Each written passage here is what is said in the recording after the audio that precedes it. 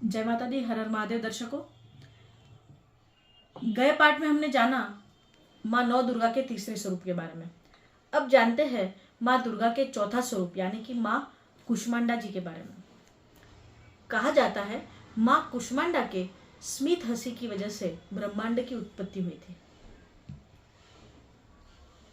माँ कुष्मांडा की साधना आराधना करने से हमें आयु, बल, यश, कीर्ति में वृद्धि होती है। तो आइए जानते हैं ऐसी अपरंपार शक्ति माँ कुष्मांडा के बारे में कथा वर्णन क्या मिलता है। माँ दुर्गा जी के चौथे स्वरूप का नाम कुष्मांडा है। नवरात्र के चौथे दिन माँ दुर्गा के चौथे स्वरूप कुष्मांडा की पूजा होती है। जब सृष्टि का अस्तित्व नहीं था, चारों ओर अंधकार ही अंधकार था, तब देवी कुष्मांडा ने ब्रह्मांड की रचना की थी। अतः यह सृष्टि की आदि स्वरूपा और आदि शक्ति है। इनके पूर्ण ब्रह्मांड का अस्तित्व था ही नहीं। अपनी मंद हल्की हंसी द्वारा ब्रह्मांड को उत्पन्न करके कारण कुष्मांडा देवी का नाम जाना जाता है। देवी कुष्मांडा का निवास सूर्यमंडल के भीतर सूर्यलोक में निवास कर सकने की क्षमता और शक्ति केवल इन्हीं में है। इनके शरीर की कांति और प्रभा भी सूर्य के समान ही दैदीप्यमान है। कोई भी देवी देवता इनके तेज और प्रभाव की क्षमता नहीं कर सकते। इनके तेज की तुलना इन्हीं से की जा सकती है। देवी के तेज और प्रकाश से दसों दिशाएं प्रकाशित हो रही है। ब्रह्मांड की सभी वस्तुएं और प्राणियों में अवस्थित तेज इनकी छाया है। माँ कुष्मांडा की 8 भुजाएं हैं, अतः ये अष्टभुजा देवी के नाम से भी जानी जाती है। इसके 7 हाथों में क्रमशः कमंडलु, धनुष, बाण, कमल पुष्प, अमृत पूर्ण कलश, चक्र तथा गदा है। 8वें हाथ में सभी सिद्धियां और निधियों को देने वाली जपमाला है। इनका वाहन सिंह है। नवरात्र पूजन के चौथे दिन कुष्मांडा देवी के स्वरूप की ही उपासना की जाती है। इस दिन साधक का मन अनाहत चक्र में स्थित होता है। अतः नवरात्र के चौथे दिन साधक को अत्यंत पवित्र मन से कुष्मांडा देवी के स्वरूप को ध्यान में रखकर पूजा उपासना के कार्यों में लगना चाहिए। माँ कुष्मांडा की उपासना से भक्तों के समस्त रोग शोक नष्ट हो जाते हैं। इनकी भक्ति से यश, बल और आरोग्य की वृद्धि होती है। यदि मनुष्य सच्चे हृदय से देवी की शरणागत जाए तो उसे अत्यंत सुगमता से सहज ही परम पद की प्राप्ति हो सकती है। माँ कुष्मांडा थोड़ी सी सेवा और भक्ति से भी प्रसन्न हो जाती है। हमें चाहिए कि हम शास्त्रों पुराणों में बताए विधानों के अनुसार माँ दुर्गा की उपासना और भक्ति के मार्ग पर अग्रसर हो। साधकों को भक्ति मार्ग पर कुछ ही कदम आगे बढ़ने पर माँ की कृपा का सूक्ष्म अनुभव होने लगता है। यह दुख स्वरूप संसार उसके लिए अत्यंत सुखद और सुगम बन जाता है। मनुष्य को भवसागर से पार उतारने के लिए माँ की उपासना सर्वाधिक सुगम और श्रेयस्कर मार्ग है। माँ कुष्मांडा की उपासना मनुष्य को सभी दुखों से मुक्त कर उसे सुख, समृद्धि और उन्नति की ओर ले जाने वाली है। अतः अपनी अलौकिक और लौकिक पारलौकिक उन्नति चाहने वाले को देवी कुष्मांडा की उपासना में सदैव तत्पर रहना चाहिए। जय माँ कुष्मांडा। दुर्गार्पणमस्तु। जैसे कि आपने कथा सुनी, कथा के अंदर कहा गया है कि माँ कुष्मांडा की आराधना करने से समस्त मनोकामनाएं पूर्ण होती है।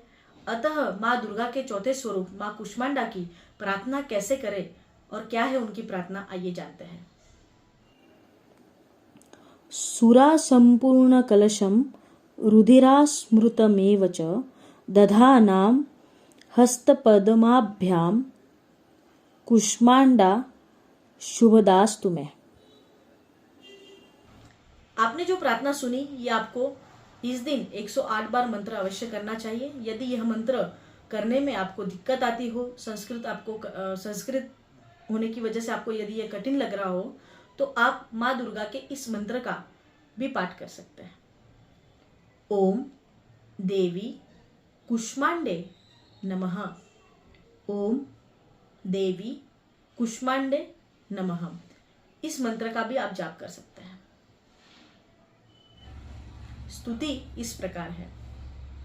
या देवी सर्वभूतेषु कुष्मांडा रूपेण संस्थिता नमस्तस्यै नमस्तस्यै नमस्तस्यै नमो नमः। यह मंत्र अन्यथा यहाँ पे जहाँ पे मैंने कहा है कुष्मांडा रूपेण संस्थिता, यहाँ पे शांति, शक्ति, भक्ति, लक्ष्मी रूपेण संस्थिता कह के भी आप माता की स्तुति कर सकते हैं। अब जानते हैं माँ कुष्मांडा को भोग स्वरूप में क्या अर्पित करना है। माँ कुष्मांडा को भोग स्वरूप में आपको फ्रूट्स अर्पित करने चाहिए। कोई भी प्रकार के फ्रूट्स आप माता को भोग स्वरूप में चढ़ा सकते हैं, अर्पित कर सकते। तत्पश्चात उसे नैवेद्य के रूप में ग्रहण भी कर सकते हैं। अब जानते हैं माँ कुष्मांडा के पसंदीदा रंग के बारे में। माँ कुष्मांडा का श्रृंगार इस दिन ग्रीन कलर यानी कि हरे रंग से करना चाहिए, या रॉयल ब्लू कलर से भी आप कर सकते हैं। आप चाहे तो इसे परिधान भी कर सकते हैं इस दिन। माँ कुष्मांडा को कौन से फूल अर्पित करने चाहिए? तो माता कुष्मांडा को नवरात्रि में यदि सफेद रंग के पुष्प अर्पित किए जाए तो वह शुभ माने जाते हैं। अब जानते हैं नवरात्र के चौथे दिन माँ नौ दुर्गा के चौथे स्वरूप में माँ कुष्मांडा के दिन हमें ऐसा कौन सा उपाय करने से क्या लाभ की प्राप्ति हो सकती है? तो इस दिन आप उपाय कर सकते हैं आपके स्टक मनी के लिए। स्टक मनी यानी रुका हुआ पैसा, किसी से पैसा लेना है पर वो नहीं दे रहा है, किसी से सोना लेना है पर नहीं दे रहा है, किसी से प्रॉपर्टी लेनी है वो नहीं दे रहा है, तो उसके लिए ये उपाय कर सकते हैं। तो इसके लिए क्या करना है, चौथे दिन नवरात्रि के आपको एक सफ़ेद कलर का रुमाल या कपड़ा लेना है, उसके ऊपर सिंदूर से उस व्यक्ति का नाम लिखना है। नाम लिखने के पश्चात 1.25 मुट्ठी काले तिल उसके ऊपर डालने हैं और उसको बांध देना है। बांधने के बाद माता के कोई भी मंदिर में जाके इसको अर्पित करके प्रार्थना करनी है कि मेरा रुका हुआ पैसा, मेरे रुका हुआ सोना, मेरा रुका हुआ प्रॉपर्टी मुझे वापस मिल जाए। और मंत्र का पाठ करना है जो मैंने आपको स्तुति के रूप में कहा है, मतलब कि या देवी सर्वभूतेषु कुष्मांडा रूपेण संस्थिता नमस्तस्यै नमस्तस्यै नमस्तस्यै नमो नमः। इस मंत्र का 108 बार पाठ करना है मंदिर के अंदर और वो माता के चरणों में उसको चढ़ा देना है और वापस आ जाना है। ऐसा करने से आपका जो रुका हुआ धन है वो जल्दी से जल्दी आपको प्राप्त हो जाएगा। ऐसे ही यदि आप चाहते हैं माँ नौ दुर्गा के 5वें स्वरूप के वर्णन के बारे में, तो आप हमसे अगली वीडियो में जुड़ सकते हैं। इस उपाय को करके आपको क्या लाभ की प्राप्ति होती है और कैसा आपको महसूस होता है, आपके पैसा निकलता है या नहीं निकलता है, इसके बारे में हमें अवश्य कमेंट करके बताइए।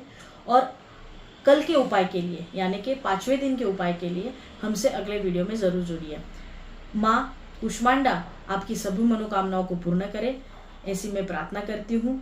जय माता दी। हर हर महादेव।